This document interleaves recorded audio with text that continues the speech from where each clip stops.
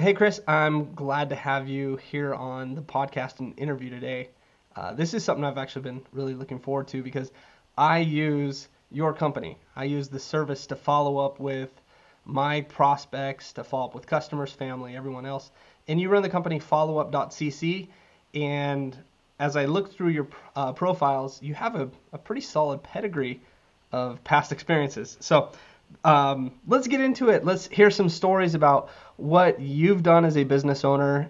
You've talked about wanting to be more involved with entrepreneurship, and maybe we can talk about those things and then talk about your company and what you've done to grow that. Sure. Well, first of all, thanks for having me on the show. This is great. And certainly I'm always happy to talk to, someone who's, excited about the product, used it, and of course derived a lot of benefit from it, hopefully. Um, yeah, so this Follow-up's the third company I guess the second company I've worked on full time of my own, and like kind of third one I've gotten off the ground and done something with. But yeah, it's certainly been my longest to date in terms of like working on it full time, revenue growth, everything. It's just been like this is solved a real problem for a lot of people, including myself. And so, I'm really happy to keep like seeing it get out there to people. Definitely. Um, Tell us about the beginning stages of follow up. So actually, it's interesting. It was 2007, and I was running a VC-backed company here in Boston as well, and that was more in and that was more in like the consumer entertainment space. And I found that like when I would meet people at conferences or just anything, I would email them, and these weren't like cold emails even. These were just like, had an hour conversation with this guy at a conference, gave me his card, said, let's chat, definitely want to see what we can do. So I emailed them, and then like, and I just expected them to reply because we had like a good rapport when we talked. And then sure enough, it was like either got a reply like a month later or, never did. And I was like, wait, like what? I would have followed up with that guy. Like what's going on? And so I went to my calendar, put reminders, then the calendar reminder comes in. I'm like, I don't even know what guy I'm talking about because it's like a month later. I'm like, who's Bob? Um, so I was like, I really wish I could just embed a reminder in an email and have have the email come back to the top of my inbox. I was like, that'd be perfect. So I was like, all right, this doesn't exist. I'm going to build it. So that was it. So I actually built it on the side and used it internally for myself for like a year or two. I had some friends try it in that time, and they were like, this is great, love it, so simple, all this. And so then by 2009, my business partner and I got an amicable divorce, as I like to say. And so I moved on. And then that's when the business started to like gain some PR kind of organically again. Like I don't even remember how the first PR started. And it just started to grow. And I did like a stint at a startup here in Boston for a while, running their labs division, HubSpot, if you know them. And and so while I was doing that, follow up was just kind of growing and growing on the side and getting more press. So finally, after being at HubSpot for a year, I was just like, I got to go give this thing a shot. And so sure enough, that was exactly 3 years ago. Like almost, it is exactly 3 years to the day. I just realized this. Is it really? This is like the 3 year anniversary of like running follow up full time. Wow, I'm actually going to put that in my notes.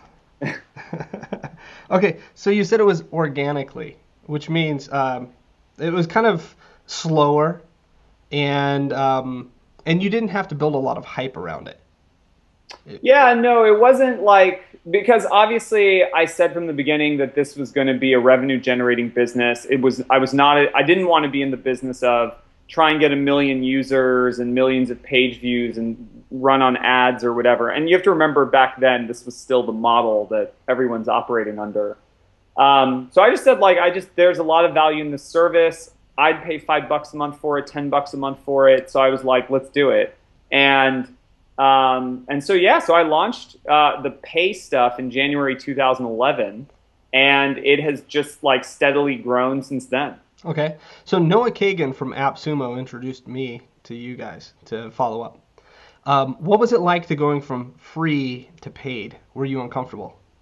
Uh, I definitely wondered how, like, the debate was more like, do I get rid of free because people I think are willing to pay for this? And that's just, I want to run a business where people who really value the product are willing to pay for it, and that's it.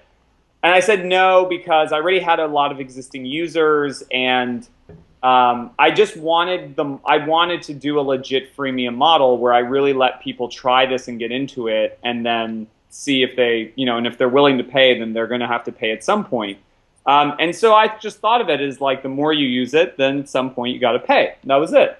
And so I did that, and it, it started going well. And like, a lot of people actually thanked me for charging because they knew it was going to better the likelihood that the business would stick around. Absolutely. I think that's a big key piece that you just added right there. Yeah. So that was, of course, really nice to hear. And like, I was like, well, I hope I find many more people like you. Well, okay. So I sent you an email about Yeah. one of my invoices, and I actually got a response back. So you do customer service. Why?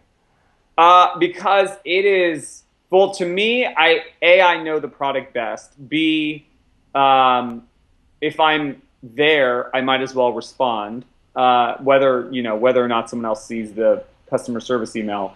And then C, it's like, it's really the best way to know what problems people are having or what they're confused about.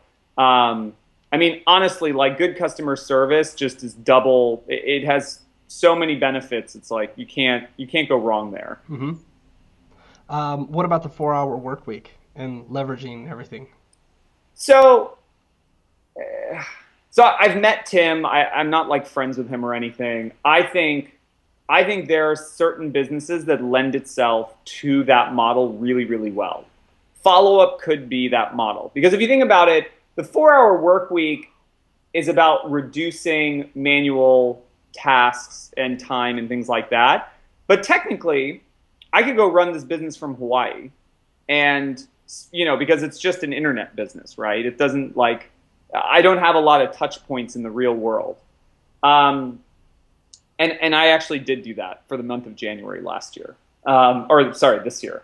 But the thing is like, if I were to, I would almost say, like, fine, I could outsource customer service, but I would expect like detailed reports that I could read through, whether daily or like weekly, that almost like summed up every issue. Mm-hmm. And I'm fairly certain that there would be multiple things that like a customer service person would be like, I still don't know how to deal with this, or I don't know how to fix this.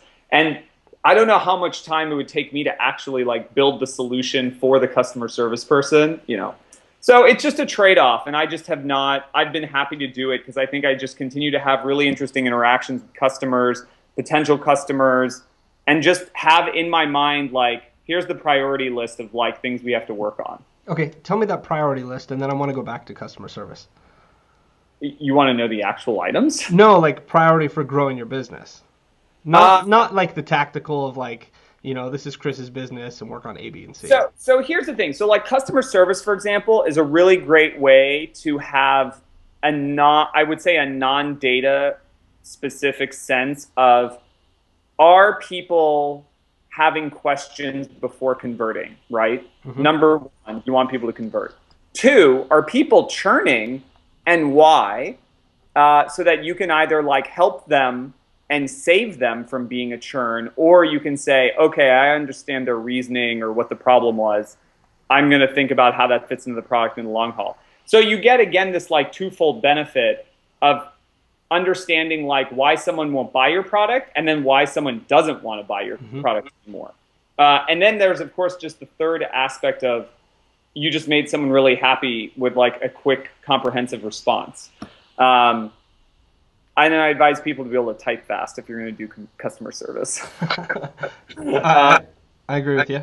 Yeah, so I mean, from a growth perspective, I think that's part of why it's really important, because those are like the pillars of making sure that your business is growing and not stagnating or staying at level, because, as many new conversions as you get, you lose as many people. Mm-hmm. Let's talk. So we talked about the customer service, and I think that is absolutely one of the most critical things, especially in the marketplace right now. I would almost say a couple of years ago, it was acceptable to have subpar customer service, but now our customers expect, you know, Twitter replies, Facebook, and then email especially. And when you and I had that dialogue go forward, I said, "Oh, this is an A player." That's how the combinators are teaching a lot of the people. I mean, these are venture-backed people, and they're going through and actually getting their hands dirty in it. Yeah. The Twitter one is interesting just because, sometimes like I have people who might like personally tweet me, and then others who like tweet the business handle. Usually the personal ones are people that know me. But yeah, I mean, I agree with you that you kind of have to be available on almost every medium that you allow people to follow you or like you or whatever. Because I've actually had someone send a message through like the Facebook page. I didn't get it. Like Facebook didn't send the email, and I don't like sit there with the Facebook page open. So nor do we actually use that page because we just use like the website like button. But anyways, it was just kind of interesting to me because I was like, wow, people actually like come into this and like send us a message. I was like, oh no. So, but yeah, I still agree. You got to be on top of all the mediums these days that people are using. Yeah. So today, the 3-year anniversary. By the way, you got to go out and celebrate or do something. Yeah, I will. Thank you. Go for, do something, a good workout or whatever it may be. Let's talk about the things you're doing right now to grow your business, and where do you want to be? So I think so there's a couple interesting things, right? So follow-up is a service that works in any email system. That's like number one fact people should remember, right? Because obviously the highest percentage of people I have are still Gmail users and whatnot. But the fact is it works in all email. So I want to make sure that it's like that experience is good, but I want to optimize on the platforms where it's better. Mm-hmm. Those things are things like Gmail and Outlook.com and now Yahoo. Literally today, Yahoo just launched threaded conversations, and I'm not entirely sure if it was there in some form before, but it's like launched to the public today and now like the default mode. And like obviously followup.cc like is best in a threaded conversation email system. So when I look at growth, it's really about just like onboarding as easy as possible, making sure that people understand the use cases for the service and how to use it. Because as simple as it is, it can always be simpler. So for example, we just launched this new Gmail plugin, right, for Chrome. And the response was fantastic. And we have gotten way more installs than we have just people, I think, who were customers or users installing it.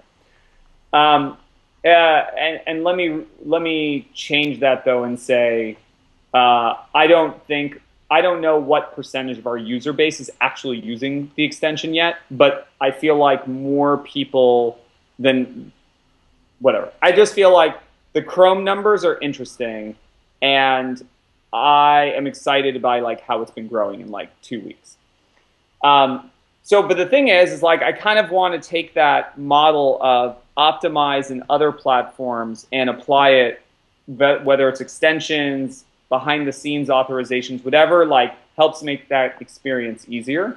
And so that's kind of where the growth is for me, really. It's about making sure we're optimized on as many platforms as possible. Okay. Let's talk about metrics. So I would say, are you making those decisions based off of the metrics? Yeah, some of it is intuition based on stuff you hear, and then the others are just actual metrics, right? We have a lot of people now that are snoozing, say, on their iPhones, right, as like their primary. They're like the primary mobile device we see. And so I've like, of course, we're about to launch like an optimized reminder email for iPhones. And like, so things like that. So we're paying attention to how people are using it. For example, why did we only launch a Chrome extension first? It was mainly because we saw that the majority of the user base was on Chrome, and then it's like Firefox and Safari. It's like nothing that's surprising. But we could have made a cross-platform plugin like right off the bat. But we were like, you know what? Let's just make this as the best we can right now in Chrome. It's easy to get deployed, launched, etc. Let's just do that. So, anyways, yeah. So that was kind of, so we pay attention to metrics. Like I look at churn, I look at growth, I look at, are the types of, so for example, are more people shifting to annual plans versus monthly plans? And thankfully that's actually yes, which I like, because the annual plans are easier on both them, on their wallet, and on our kind of systems, so to speak. And of course it's upfront revenue that you can then like use to like invest in the business. Mm-hmm. What are the key metrics that you follow? Is there like a certain small like KPI like dashboard that you have? Yeah, I mean, most of all, it's like total reminders created, sent, signups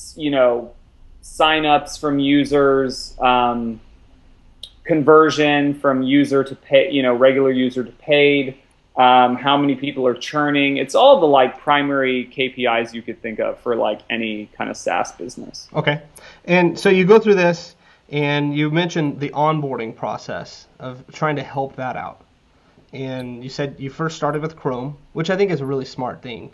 So too many times I see people get lost in the weeds and they try and do everything at once and then it comes out mediocre, or they take too long in dev. Yeah. So how are you improving the onboard process?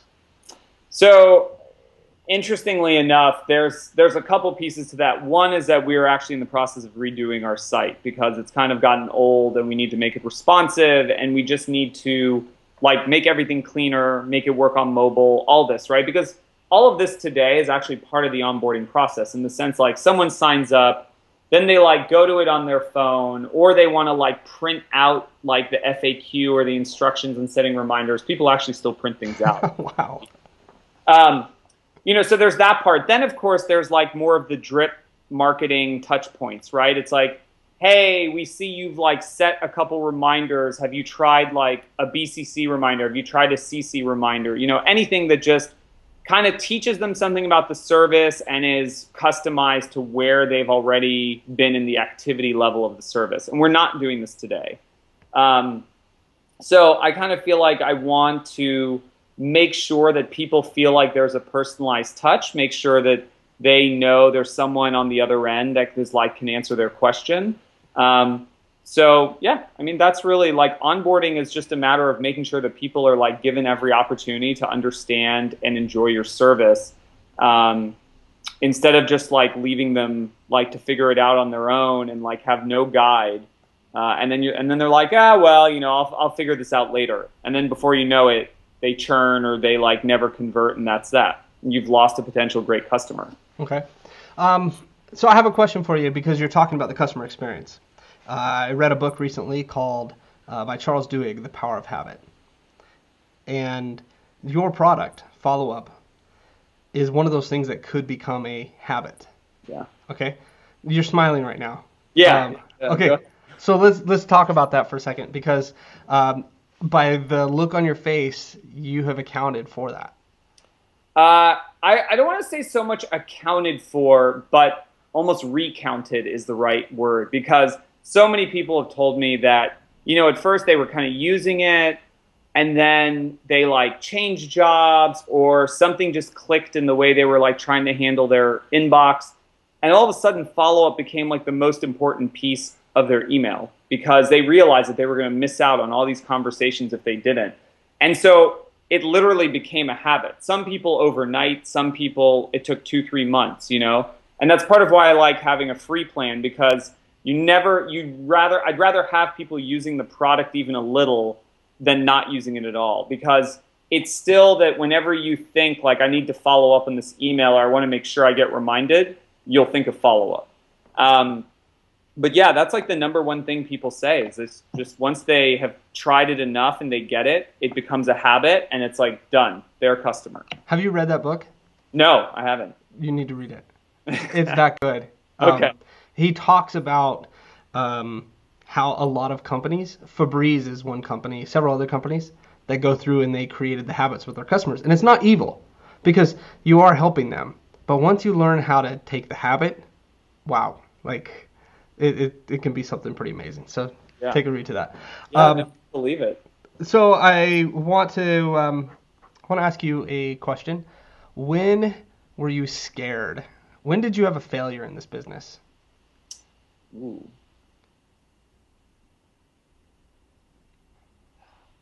I was gonna say one, not patenting what I did. No. Um, that's actually a really good question. I feel like I'll give you one example. So I I feel like I failed when I did not think about the changing behavior in the mobile space when it comes to mailing apps. Um, and so what I mean by that is we're the leader of the space. We're like been around the longest. I created this concept. And yet for some reason, like I never thought to myself that like people would be willing to use like a mail app outside of say like the Gmail app if they're a Gmail user or like the native mail app on say an iPhone or Android. Um, and so then all of a sudden you start seeing that like people are actually really willing to use different and specific interfaces for mobile devices. It's like, because the great thing is follow-up works in every mail client, but it doesn't necessarily mean that someone can't come out with an even more optimized mail client for say the iPhone that like has like follow-up functionality built in. And so that was I feel like a big mistake on my part because I didn't think people were willing to do that. And then it occurred to me one day that people really are. And again, it's some subset of people. It's not everyone. I feel like it's still very much an early adopter crowd who's willing to try these different interfaces. But either way, it was just, I felt like it was a pretty big failure on like realizing what trend was about to happen, especially in mobile, which we know is continuing to grow. Mm-hmm. Is that something you think you can still turn around? It's interesting. The more I thought about it, the more I realized that I don't want to build a mail client for mobile. Okay. I'd always rather be the service that can be used with all those mail clients. Will I hold that opinion in the long run? Maybe not, right? Because if like things continue to evolve and I feel like I'm losing people, then yeah, I think I'll have to do something about it. But for now, it's like as I talk to more and more people, that whole changing of interface thing is actually, it is really difficult to build a mail client. Like it takes a lot to do. And so some of my friends have already said that they like are just back to, Gmail or Apple Mail because they just want like the best mail client for like reading and using email. And then with followup.cc there, it's like everything's taken care of. Absolutely. That's a pretty big aha there. Yeah, I was scared. Like I was like, oh, this could be a really big thing that I have to like face and figure out. But for now, I decided to kind of wait it out a little longer and see how the trend plays out. Okay. When did you finally say that you were a success with this? I don't even think I've said that yet. Okay. I mean, I think it's success. I think I've said that when I realized that like thousands of people use and love the service every day. And like, if anything goes wrong, it's like there's going to be a lot of people that are really unhappy. And I think the lean startup kind of world, they say like, if you surveyed your users and more than 40% said they couldn't live without it, then like, you're onto something. I'm fairly confident that's like, I would be over that number. I would think so. So I feel like it's a success in just that I've literally helped that many people not lose conversations, win a business deal, not follow up when they needed to. And I think one user gave me the expression persistence pays. And it means both like in managing your email, but primarily in your life in terms of revenue, job, anything, right? Persistence pays. It's true. Yeah. Before we were recording, we were talking about the boring habit stuff, and Yeah. that's it's the foundational things that actually make a difference. Yeah. So before we wrap up, can you tell our audience a little bit more about some of your customers' favorite reasons for liking followup.cc? Ooh, that's pretty varied. So I think the number one thing is someone telling me that they closed like a multi-thousand-dollar business deal because they literally just kept emailing the guy once a month to like check in on him and like genuinely just say like, hey, how's it going? Are you ready to talk? No, okay, snooze another month or 2 months if the guy said, ping me at the end of summer. And these guys closed the deal. Like he said, he's like, I would have never closed the deal if I had not just kept hitting snooze with follow up or setting a new BCC reminder.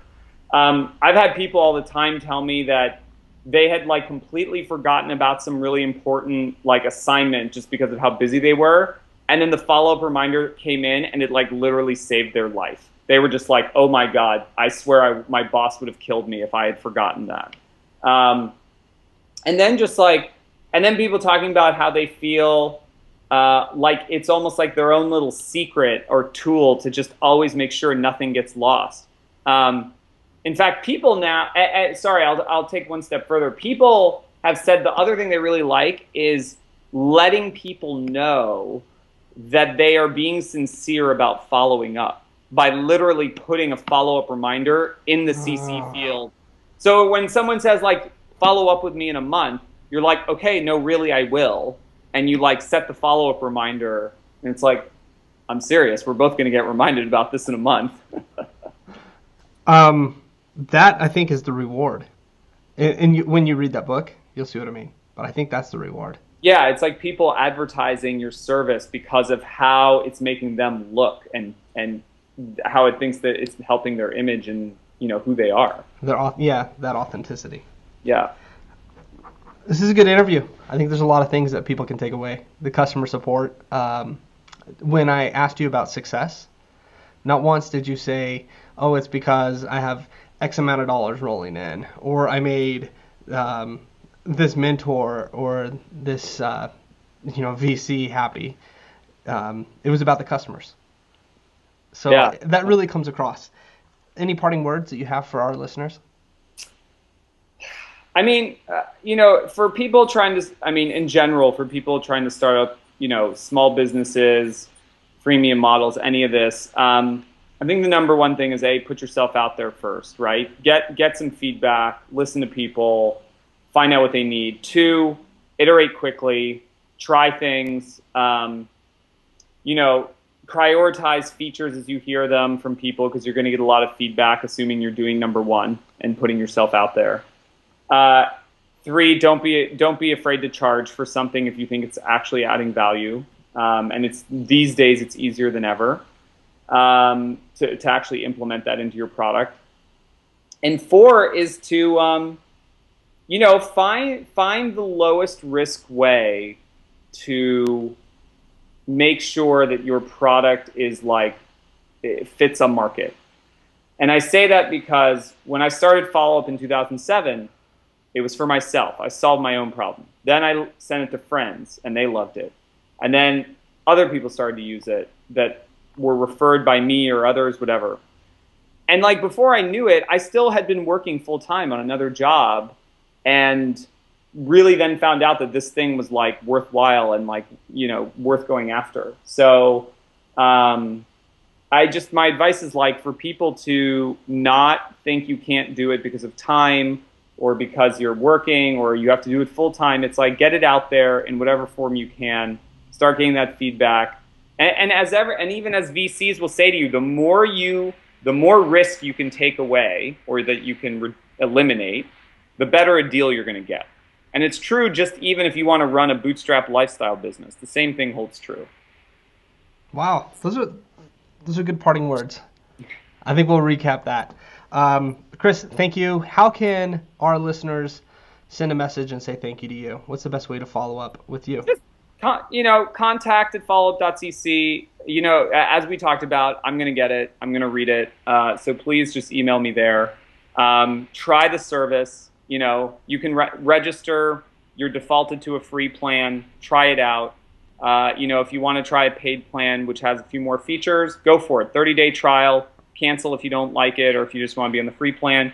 And write me if you have questions. If you don't know how to use something, or if there's a use case you're unsure of, write me and I'll tell you, and I'll help you figure it out. So I'd love to see a nice wave of people giving it a go that. I love it, man. Well, thank you so much. It was a great interview, and I hope our listeners follow up with you at contact@followup.cc. Yeah, thank you. Thanks for having me. Awesome. Take care. If you liked this interview, click the subscribe button so you can get more interviews like this every single week.